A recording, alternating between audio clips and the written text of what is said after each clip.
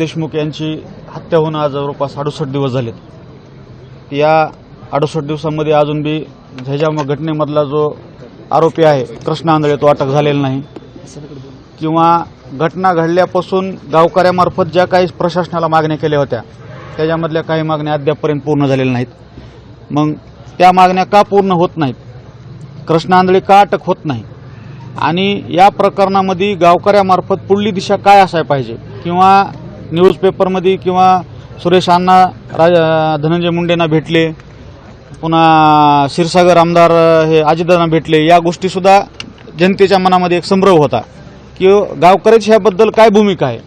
ती भूमिका स्पष्ट करण्यासाठी आम्ही आज सर्व गावकऱ्यांनी या ठिकाणी बैठक घेतली आणि आमची जी पुढली दिशा आहे या प्रकरणामधली ती आम्ही आज ठरवली। याच्यामधली आमच्या प्रशासनाला प्रमुख मागण्या अशा आहेत ज्या पहिल्यापासून आमची होती। पहिली मागणी की या प्रकरणाचे ज्या कर्मचाऱ्यामध्ये हे प्रकरण घडलं ते त्या केस पोलीस स्टेशनचे पीआय महाजन साहेब असतील किंवा तिथले पीएसआय राजेश पाटील असतील, यांना आम्ही पहिल्या दिवशीपासून यांना बडतर्फ करून यांना सहआरोपी करा म्हणत होतो, ते अद्याप झालं नाही। या प्रकरणामध्ये सरकारी वकील म्हणून उज्ज्वल निकम साहेबांची नेमणूक करा म्हणत होतो, ती अद्यापपर्यंत झाली नाही। सदरील प्रकरण हे फास्ट ट्रॅक कोर्टात चालवा आम्ही म्हणलो होतो, ती आज अद्यापपर्यंत झालं नाही। किंवा अजून दुसऱ्या ज्या मागण्या आहेत किंवा या प्रकरणामध्ये बरेच असे लोक आहेत की ज्यांनी प्रत्यक्ष अप्रत्यक्षरित्या आरोपींना सहकार्य केले, त्या लोकांचे सीडीआर तपासले गेलेत पण ते लोक अजून बी यात आरोपी झाले नाहीत। मग हे लोक का आरोपी होत नाहीत ही एक आमची या ठिकाणी मागणी। वाशी पोलीस स्टेशनचे पीआय जे आहेत ज्यांनी त्या दिवशी आरोपींना पळून लावण्यासाठी मदत केली त्यांचे सीडीआर तपासण्यात आले, त्यांना चौकशीला बोलले, मग ते अद्यापपर्यंत आरोपी का झालेले नाहीत।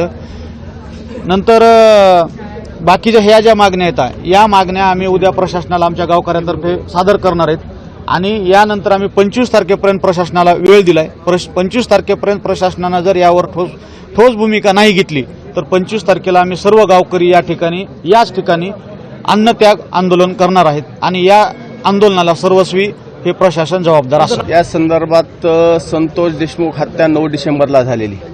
9 डिसेंबरपासून आजपर्यंत प्रशासनाला जवळपास 68 दिवस पूर्ण झालेले आहेत तपासाच्या संदर्भातले। तपास हा फक्त आणि फक्त म्हणजे जे अटक केलेले आरोपी ह्यांच्याच भोवताली फिरतो, पण ह्याच्या व्यतिरिक्त जे बाकीचे जे सह आरोपी किंवा कृष्णा आंधळे ही जे आरोपी आहेत यांच्या बाबतीत कसल्या प्रकारची चौकशी होत नाही। त्याच्यानंतर महत्त्वाचा मुद्दा दुसरा सांगायचा म्हणजे राजेश पाटील आणि प्रशांत महाजन सगळ्यात खरे आरोपी हेच दोन आहेत, यांच्यामुळेच हा प्रकार घडलेला आहे। यंदा गावातले जे समजा संतोष देशमुखचं अपहरण झाल्याच्या नंतर त्याला जे ओळखण्यासाठी जे गावातले आमचे जी मुलं गेलेले होते त्यांना मिसगाईड करून ज्या ठिकाणी ज्या संतोष देशमुखला नेलं त्याच्या विरुद्ध बाजू त्यांना दाखवली, त्या ठिकाणी गेले। राजेश पाटील या सगळ्या आरोपीच्या संपर्कात होते। राजेश पाटीलला संतोष देशमुखला कुठं नेलं, कुठं मारहाण करायला लागलेत, काय नाही ह्या सगळ्या गोष्टी माहिती होत्या, परंतु जाणीवपूर्वक राजेश पाटील यांनी या गोष्टी सांगितलेल्या नाहीत। आमची पहिल्यापासूनची मागणी यांना बडतर्फ करून ह्यांना आरोपी करा, सह आरोपी नाही, ह्यांना मुख्य आरोपी करा, हा आमचा मागणी, पण अद्यापही ते झालेले नाही। आणि ह्या जर समजा या प्रकरणात जर प्रशासन जर टाळाटाळचा प्रयत्न करीत असेल तर आम्हाला आमच्या पद्धतीनं आंदोलन करावं लागेल। त्याच्यातला आमचा सुरुवात अन्नत्याग आंदोलनापासून होईल, त्याच्या पुढचे जे आंदोलन होतील ते त्याच्यापेक्षा तीव्र होतील।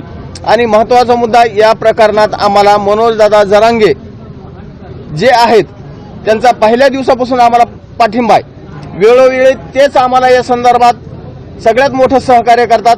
त्याच्याबरोबर तुमची मीडियाची जी टीम आहे, सगळ्यात अगोदर मी सगळ्या मीडियाचे आभार मानतो की जे आमचं जे आज प्रकरण आहे त्या प्रकरणात बरेचसे मीडियानं ह्याच्यातले सीसीटीव्ही स्वतः त्या स्पॉटला जाऊ त्यांना माहिती घेतली, ती माहिती पोलीसपर्यंत पोहोचली, त्याच्यानंतर पोलीस जागे झालेत। म्हणजे महत्त्वाचा मुद्दा जाणीवपूर्वक पोलीस या प्रकरणात टाळाटाळ करत आहेत।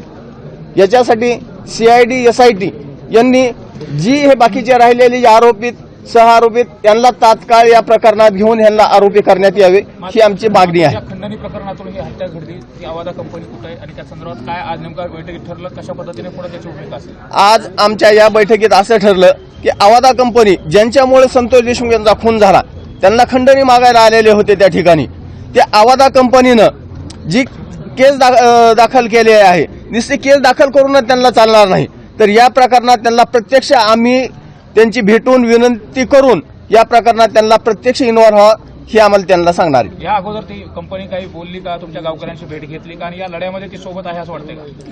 या लढ्यात त्यांना प्रत्यक्ष आजपर्यंत आलेले नाहीत. त्यांना त्यांच्या प्रोसेसप्रमाणे त्यांना फक्त केस दाखल केलेली आहे आणि त्याच्यासाठीच आज जी आमची ही जी इथं बैठक झाली त्या बैठकीत तोच विषय झालेला आहे. आवदा कंपनीला आम्ही प्रत्यक्ष भेटून तिथलचे जे मॅनेजर आहेत त्यांना आम्ही विनंती करणार आहेत. या प्रकरणात तुम्हाला प्रत्यक्ष स्वतः आमच्याबरोबर इन्व्हॉल्व्ह होऊन सहभागी राहावं लागेल.